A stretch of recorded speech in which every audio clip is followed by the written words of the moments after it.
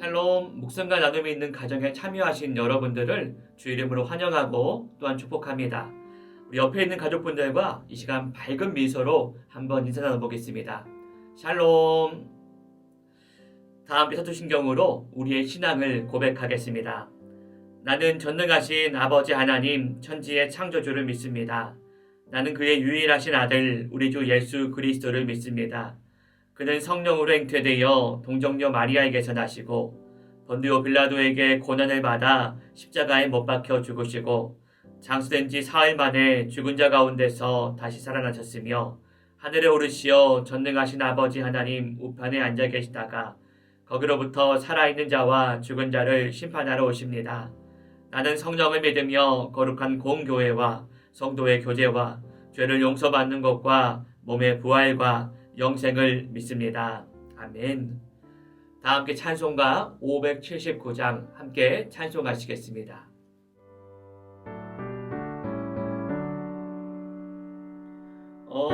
어머니의 넓은 사랑 귀하고 또 귀하다. 그 사랑이 언제든지 나를 감싸줍니다. 내가 울 때 어머니는 주께 기도드리고 내가 기뻐 웃을 때에 찬송 부르십니다. 아침 저녁 읽으시던 어머니의 성경책 손때 남은 구절마다 모습 본 듯합니다. 믿는 자는 누구든지 영생함을 얻으리. 들려주신 귀한 말씀 이제 힘이 됩니다. 홀로 누워 괴로울 때 헤매다가 지칠 때 부르시던 찬송 소리 귀에 살아옵니다. 반석에서 샘물 나고 황무지에 꽃피니 예수님과 동행하면 두려울 것 없어라. 온유하고 겸손하며 올바르고 굳세게 어머니의 뜻 받들어 보람있게 살리라. 분파많은 세상에서 선한 싸움 싸우다 생명신에 흐르는 곳 길이 함께 살리라. 아멘. 5월 둘째 주일 우리 가정에게 주시는 하나님의 말씀은 구약성경 잠언 23장 22절로 26절 말씀입니다. 잠언 23장 22절에서 26절의 말씀을 이 시간 함께 합독하겠습니다. 너를 낳은 아비에게 청종하고 내 늙은 어미를 경히 여기지 말지니라. 진리를 사되 팔지는 말며 지혜와 훈계와 명철도 그리할지니라. 의인의 아비는 크게 즐거울 것이요 지혜로운 자식을 낳은 자는 그로 말미암아 즐거울 것이니라. 내 부모를 즐겁게 하며 너를 낳은 어미를 기쁘게 하라. 내 아들아 내 마음을 내게 주며 내 눈으로 내 즐기를 즐거워할지어다. 아멘. 오늘 말씀의 제목은 내 부모를 즐거워하라입니다. 어버이 주일을 맞아 부모님의 얼굴이 떠오릅니다. 고생하시던 부모님의 모습을 그때는 당연하게만 여긴 것 같아서 후회가 되기도 합니다. 살아계실 때 부모님의 소중함을 느끼고 부모님을 잘 모셔야 하는 것이 지혜로운 사람의 삶입니다. 어버이 주일에 하나님의 말씀을 통해 어떻게 하면 우리가 부모님을 공경할 수 있을지 두 가지를 함께 살펴보며 또 새기며 순종하는 시간 되기를 소망합니다. 첫 번째는 부모님의 말씀을 청종해야 합니다. 효도의 출발점은 부모님의 말씀에 청종하는 것입니다.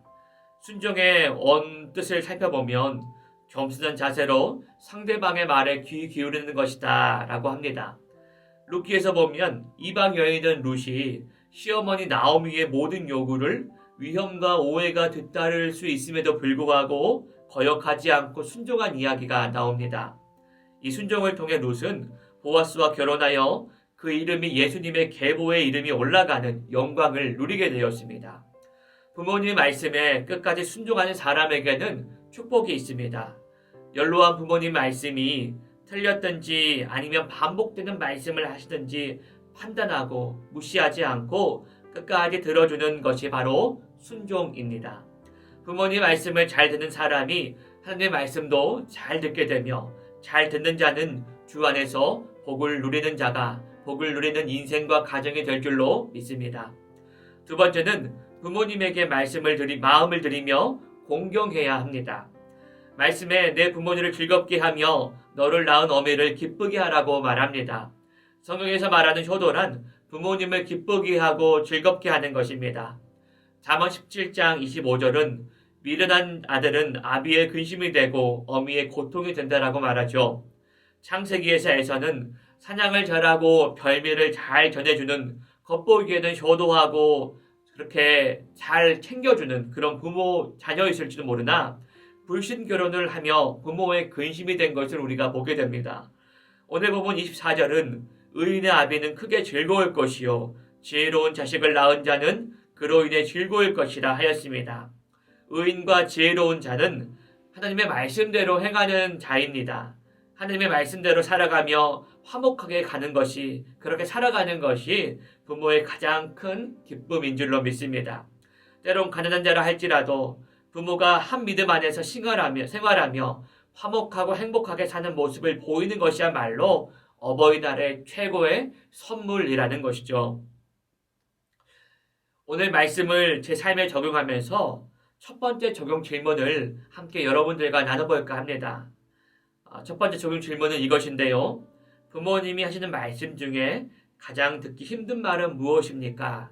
부모님 말씀대로 순종해서 받은 축복은 무엇입니까? 이 적용 질문에 대한 저의 삶의 나눔을 이 시간 나눠볼까 합니다. 저희 부모님께서 저를 볼 때마다 강조하시는 것이 하나 있습니다. 정말 쉬지 않고 잊지 않고 말씀하시는 것이 하나 있는데요. 바로 목회자의 자기 관리에 대해서 그렇게 강조하십니다. 평생 목회의 길을 먼저 걸어가신 선배 목사님으로서 그리고 뒤따르는 아들 목사를 바라보는 그런 부모로서 목회자의 자기 관리가 얼마나 중요한 것인지를 저에게 말하는데요. 늘 잊지 않고 말씀하시는 것이 목회자의 자기 관리의 출발점이 바로 체중 관리에서 시작된다. 이 말씀을 늘 강조하십니다. 제가 근 2년 동안 몰라보게 살이 많이 올랐습니다. 제가 체중 조절에 실패한 것이죠. 그래서 매번 고향에 갈 때마다 부모님께 그런 핀잔 아닌 핀잔, 제 생각에는 잔소리라 여겨지는 그러한 말들을 많이 들을 때가 있습니다. 그게 듣기 싫어서 그 말을 피하고 그 말을 가로막고 그럴 때가 많이 있었는데요.